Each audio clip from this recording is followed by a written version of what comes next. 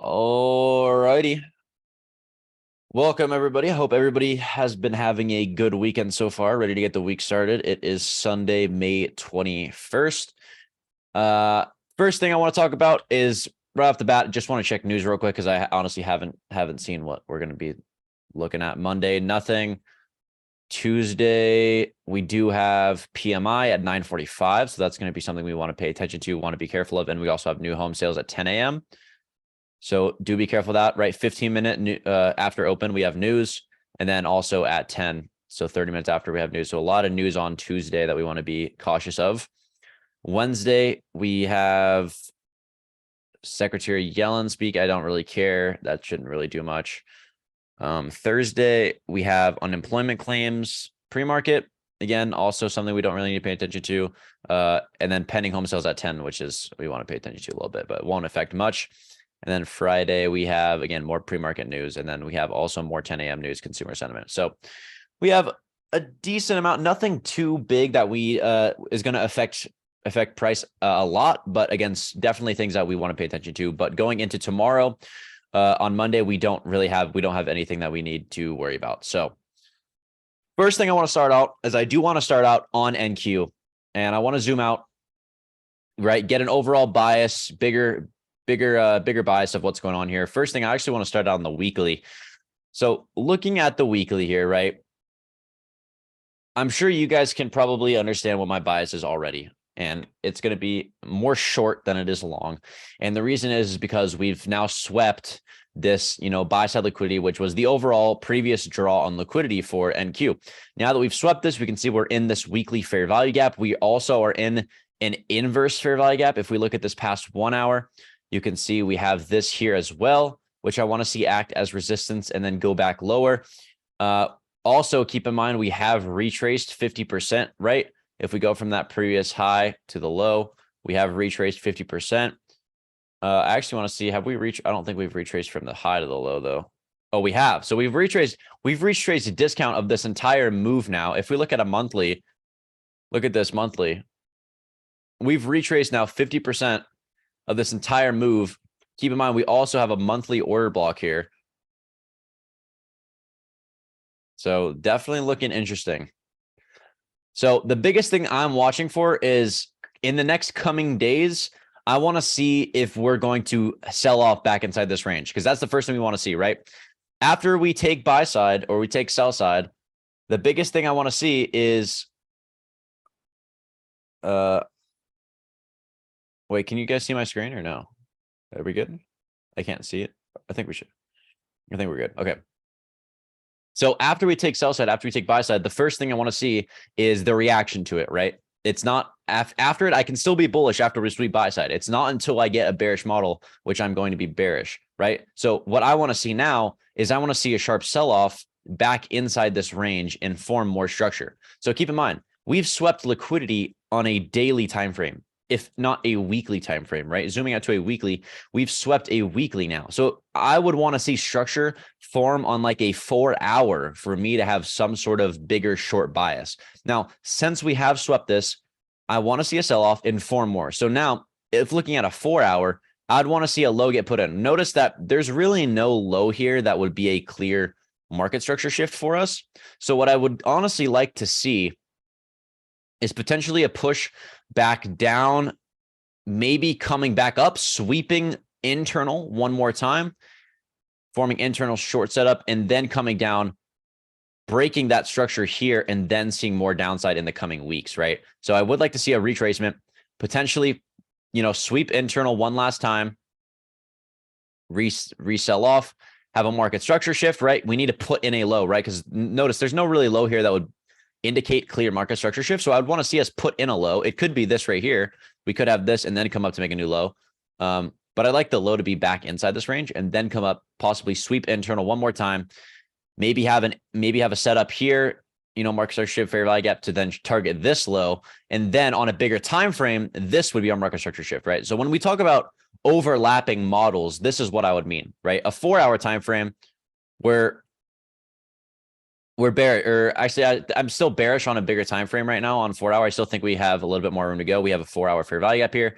We'll see if we reject this and then maybe go back down. So on a smaller time frame like this, I am still bearish. So looking at a 1 hour, if I draw in the overall range of this, right, going from the high to that previous low, we have reached discount kind of barely. But I would like to see us still go lower. I still think, again, we've had this massive move. I still would like to see us sell off. If we do end up coming back up, again, looking at a bigger time frame, we do have an order block here. So 1 hour, we have this whole order block here that we could bounce off of, and then maybe have, you know, structure shift to the upside to then come up and target this one last time.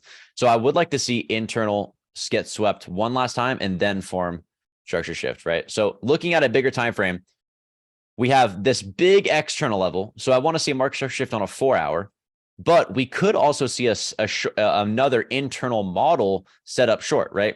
Because look at this. This is because we need to put a low in if we want to get market structure shift on a 4 hour, right? But if we're zoomed in, let's say we put a low in here and then we come up and sweep this. This would now be a setup that we'd look for because this would be a 30-minute high.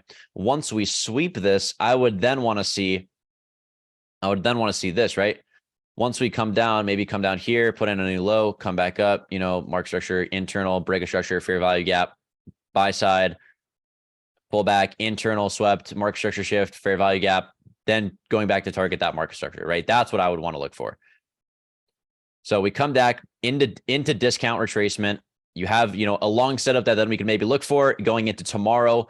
If we get, you know, strong pressure, then I would want to see internal being swept one last time, right? Because on a bigger time frame, if I zoom back out to a 4 hour, it's just been straight up, right? I'd want to see more action start to form at the highs and then a push back down into this range, right? And on a bigger time frame, once we put that low in, this would be our market structure shift on a bigger time frame. So then after that, I would want to see maybe a breaker block, fair value gap pull, and then potentially shifting trends for the coming week ahead of us, and maybe even weeks in the future.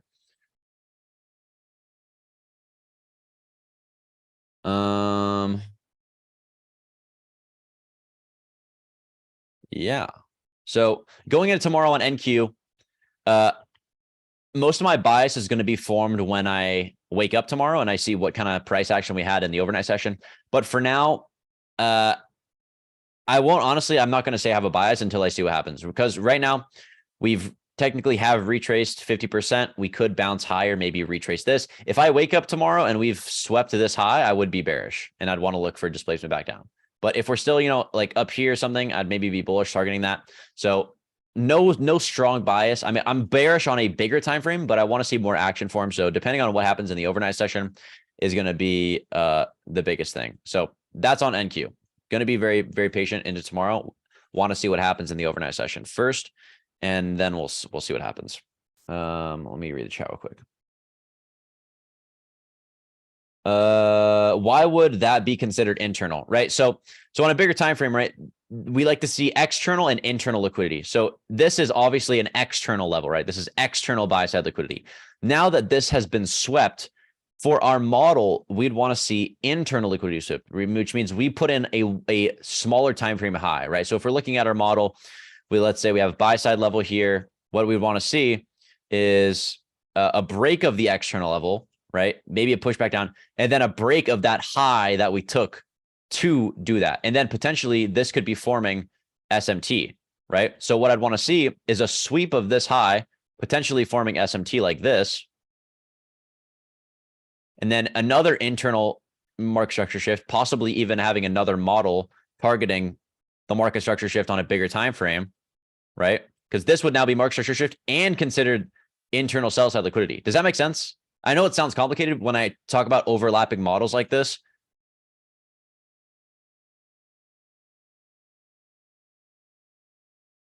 Okay, good. It makes sense. Okay. So again, external level, right? So notice the concept of every candlestick has hundreds of candlesticks inside of it, right? So if I was to zoom out like this, again, when I say external, this means, you know, we had some sort of, you know, high put in here. So a bigger time frame, right? We had a high and then we came back down, blah, blah, blah, blah. And then now we're coming back up, right? And then whatever. And then we sweep that high. And now I'm looking for the reversal. So I want to see internal now swept, because if I zoom in on this level, it's going to look exactly like this, right? A similar whole model, but just zoomed in, right? Like if we're looking at a 1 hour here and I then zoom into this, it's going to be the exact same thing as the thing on the 1 hour, but on a 5 minute or a 3 minute or a 1 minute, right? So I'd want to see internal being swept like this to get the best possible entry I could look for, right? Hope that makes sense. Volume per bit, I'll give extra confluence. Not okay. I've been thinking about using more order flow with trading. I'm gonna probably look more into it. I used to use a lot. I honestly don't use Bookmap that much anymore as I used to. But I do plan on looking more into using more order flow.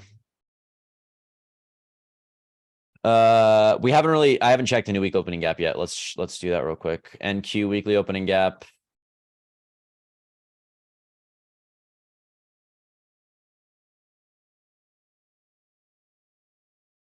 Okay. So NQ 13841 13841 to 13805. So let me write that in. 13841 to 13805. There you go. That's NQ weekly opening gap.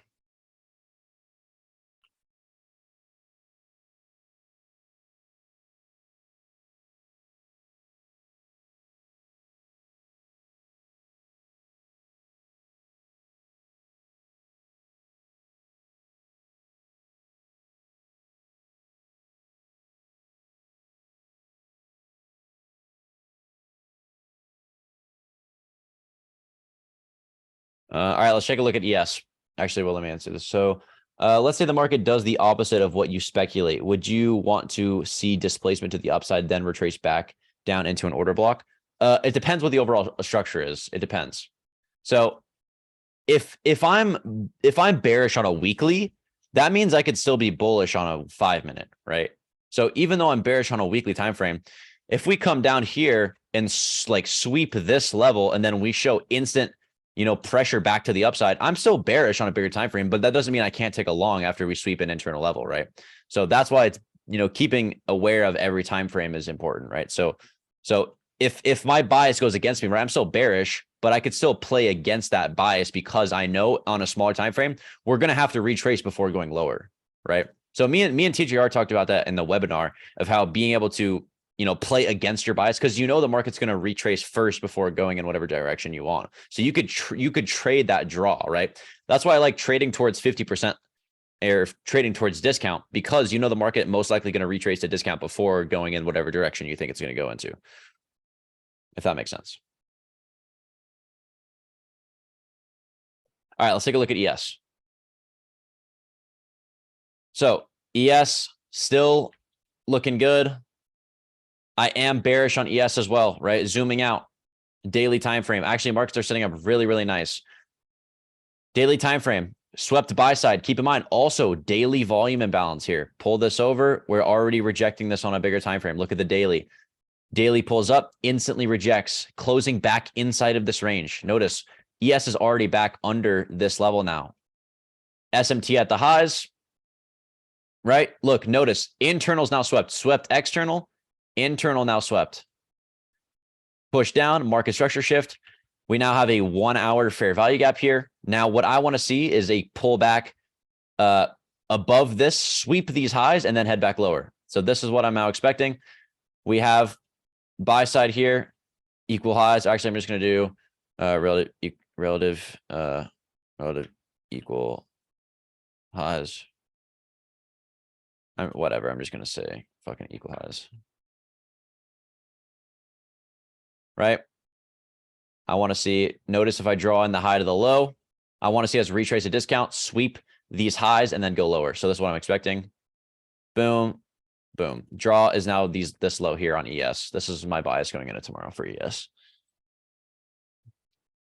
So now, what would I want to see, right? How would I somehow get an entry for this, right? So since if I'm looking at a 1 hour time frame, right? I noticed, right? We swept that external buy side. We're forming a bearish model on a 1 hour, So if I want to look for an entry, I want to zoom in. So looking at this, right? Zoom into a 5 minute. What do I want to see? I want to see a sweep of this level. and then form the exact same model that we look for in every other time frame, right? So look at this. We have a fair value gap right here. Honestly, could be a long entry targeting the draw. Now, once we sweep this, right? Pull back. Oh, shit. Pull back. Come up, sweep this. I'd want to see internal swept, break of structure, fair value gap or breaker block. Then first target would be that new sell side liquidity that we just put in, right? So we're overlapping models and then leaving a runner to that external level, right? So we're overlapping models because we're bearish on a smaller time frame or a bigger time frame, but we're bullish on we're bullish on a smaller time frame. We're bearish on a bigger time frame. So since I'm bullish right here, I know the draw on liquidity is this high here. So I could, number one, trade towards the draw, even though I'm bearish on a smaller time frame. And I think the draw on liquidity on a bigger time frame, right? The draw on liquidity on a bigger time frame is this 1 hour low. But the draw on liquidity, if I zoom into a 5-minute, is this high. So I can overlap those models and look for trades in both directions. So now that I see this, we're holding this fair value gap 3-minute. We could bounce from here, targeting these relative equal highs. Once we sweep this, then back to my 1 hour bearish, right? I'm back to my 1 hour, my bias, right? Which is bearish. Because now that I've seen what we want to do on the 1 hour, right? If I go back to a 1 hour, I know that we have a 1 hour fair value gap here. We've swept market structure. We have external swept. Now I want to see us pull back to discount, sweep these highs, right? Because what I'd like to see here is if I pull up NQ, what I'd want to see is this high on NQ. I'd want to see an SMT form here if we can. So looking at NQ, that high that we put in is right here, which is actually these equal highs. So we have relative equal highs here on ES or and NQ, right? So looking at the 5-minute on both. Now, this looks to me like both of these are going to get swept, but let's say ES sweeps this and NQ doesn't, or NQ sweeps this and ES doesn't, right? So then we're forming an SMT going into that fair value gap. So that's what we'd want to see because we're overlapping these models, right? So overall, ES looks good. NQ looks good. We're actually setting up really, really nice. I think we're going to get a lot of good play. I'm not going to jinx ourselves, but markets are setting up for a lot of good plays. And most of the time looking at this market, we know if we're if we're bullish on this time frame, or if we're bearish on this 1 hour, right? I'd want to see this now go back to discount, pull back, sweep these internal highs, and then go back lower. But like we said before, overlapping models, we could look for an entry on this smaller time frame, looking for the exact same short model that we'd look for on, a bigger time frame that we're forming. So the same model on a 1 minute that we're forming on a 1 hour, overlapping models. Any questions?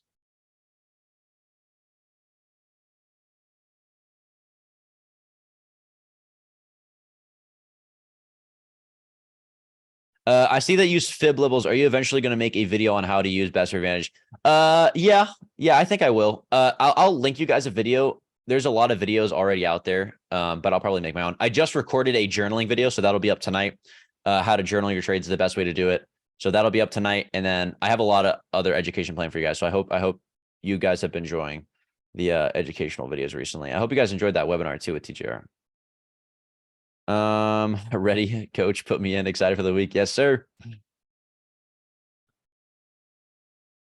Are you taking trades on the ES and NQ continuous contracts? The June contract for NQ showing that high hasn't been swept yet. It hasn't been swept yet on both. It shouldn't have been swept yet. I don't see it on mine either. I see that you, Justin, let's say we sweep external liquidity. Then I want to see another high or low that's creating the external liquidity sweep. And then we want to see market structure shift. Wait, let's say sweep external liquidity. Then I want to see another higher low that's creating the external liquidity sweep. And then we want to see market structure shift. Yeah. So we don't have to see this, but that's what I want to see. So let's say, right, we have let's say on the other end, we'll do a sell side example, right?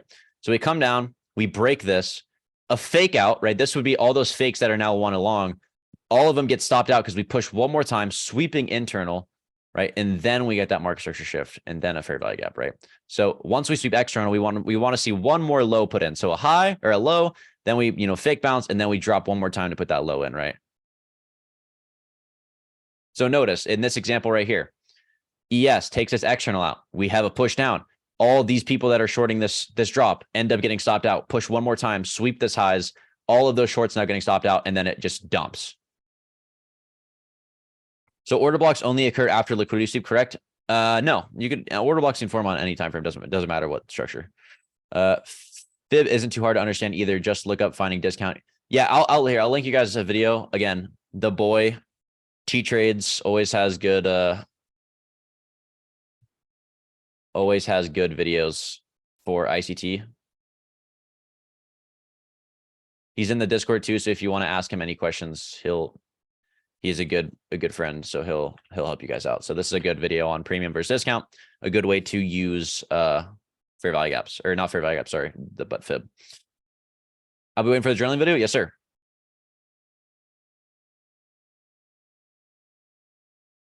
All right. Anybody have any other questions? That's pretty much all I have for you guys. Markets are setting up really nice going into tomorrow, so I'm excited.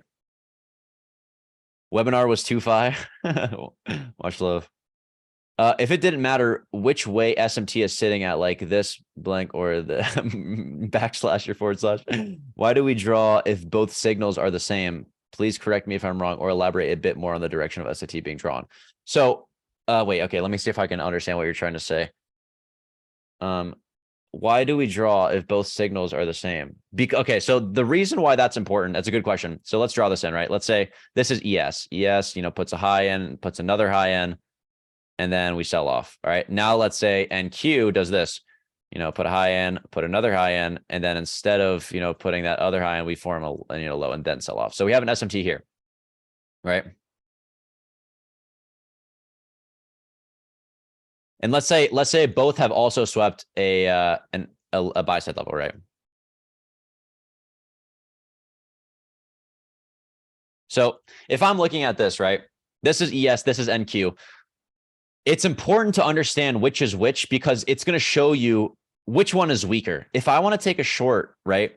If I want to take a short position, which one of these is do you think is weaker, right? Just based off price action. Think about it logically. If ES was able to push up and take out that high, ES is obviously stronger. If we swept buy side and I want to take a short position, do I want to take the stronger one or the weaker one? Obviously the weaker one. So looking at NQ wasn't strong enough to actually sweep that high. So if we end up selling off, I'm most likely going to get a stronger reaction on NQ than I would on ES. So if I'm looking to take a short, I'd probably look at on NQ, right? And it's the same way if it was flipped. If come in, blah, blah, blah, then we bounce.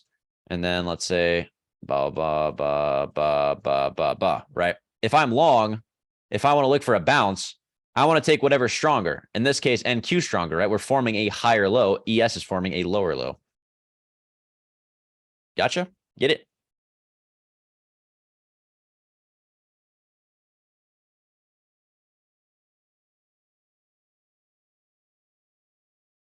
So if sell side was swept and an SMT was made, would you look for longs and vice versa? Yep. Tell you the truth, I like you more than him on the webinar. You tell pure information. Much love. The example he drew is bearish SMT. If the difference between them is at the bottom, then it's bullish SMT. Exactly. If SMT is at the highs, it's bearish. If it's at the lows, it's bullish. I'm actually going to screenshot this because I draw so many models in, but I feel like I'm going to keep all these. All right.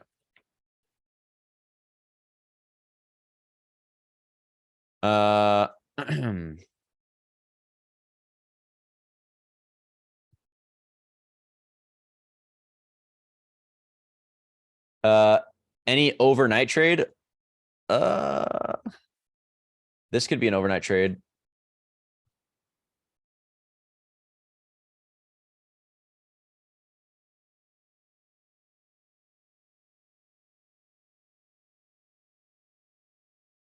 Actually, I kind of would want to see this. This is a little bit more risky, but it's a setup. The reason I'd want to not see this is I'd want to see us come back, sweep these lows, and then bounce off the fair value gap. So I'd kind of want to see us fail here, come down, sweep these lows, and then go to the highs. That would be the best setup. But this could also be a setup. But you'd have to be like a 1-to-1 because it could come down here and still bounce.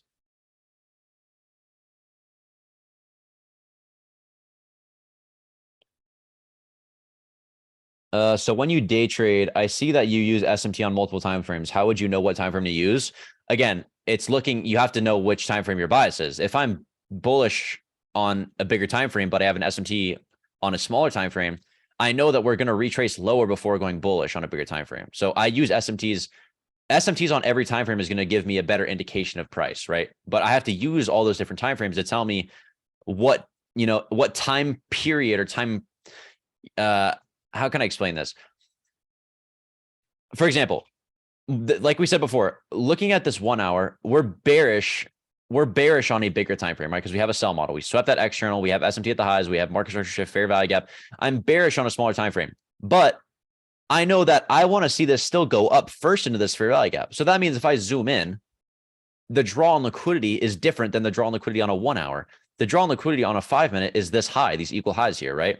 Now, what am I going to do for that information? Am I going to short this here, knowing now, even though like my bias on a 1 hour is bearish? No, I'm not going to short this right here. If I'm going to short it, I'm going to wait for this to get swept and look for the exact same sell model, and that's going to give me the best entry possible. Because if I short here, right, my stop loss has to be at least up here, because that's what's going to be invalidated on a bigger time frame. So I want to wait to see the best possible entry when I can see all those models, right? That's why patience is so important. Wait for the market to give you the best opportunity, the best risk to reward, and then take that, right? But right now, the draw on liquidity is equal highs. So I still think we're going to go higher before going lower.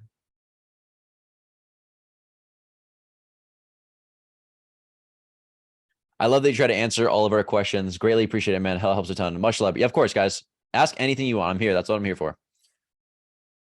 NQ has been tempting me this evening. I want to play to the equal highs. Haven't seen the setup yet through after sitting first play out. Yeah, if I was going to look for a trade, guys, like the highest quality setup, I would wait for this to get swept. If you guys are watching, I probably won't take the trade, but if you're watching overnight session and you see ES come down and sweep these lows and then bounce here, you take this long. This is not a bad long whatsoever.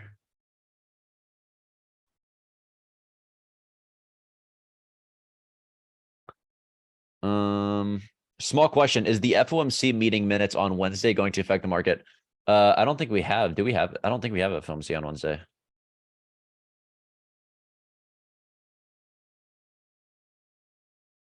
Oh, we do have FOMC on Wednesday. Oh, I didn't even see that. Okay, we do have FOMC on Wednesday. Okay, that's going to be important. We got to pay attention to that. All right. Yeah, that's going to be it will definitely affect the market. Definitely affect the market in a big way. You don't think we can even higher because we retraced to 0.5 and fib on bigger time frame? Wait, you don't think we can go even higher because we retraced 0.5? Try to explain that better. In what context? Like 0.5 on 1 hour? That's what.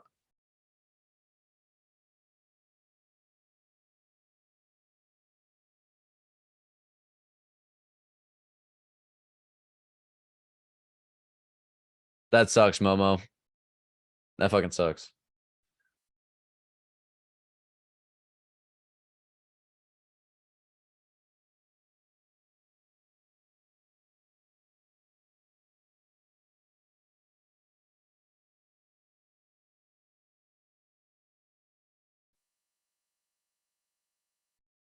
All right. Any last questions before I end the session? I think that's pretty much all I have for you guys going for tonight. Is it possible to focus on silver bullet strategy on Tuesday to see if it can nail a trade during that time frame? Dude, go for it. Again, focus on everything. Focus on everything.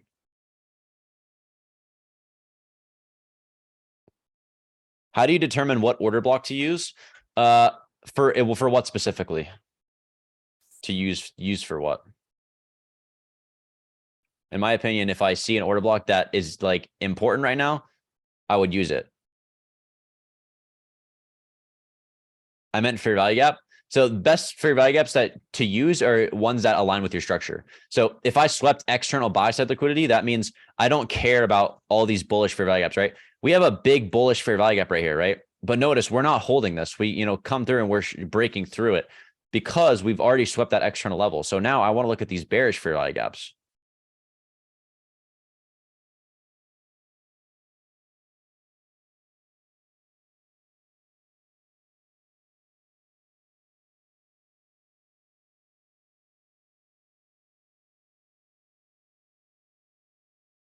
I asked everything out of my mind. All right, guys.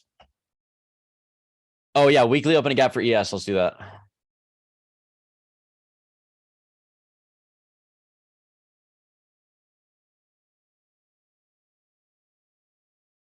All right. So weekly opening gap, ES 4189 to 4198.25. 4198.25. There we go. New weekly opening gap.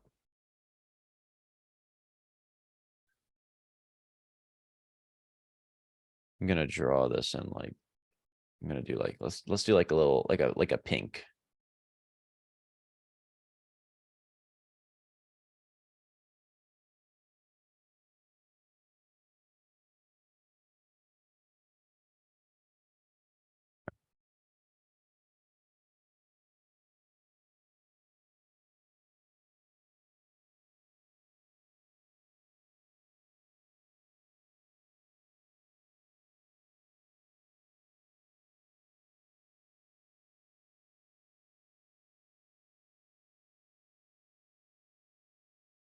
All right. All right, guys.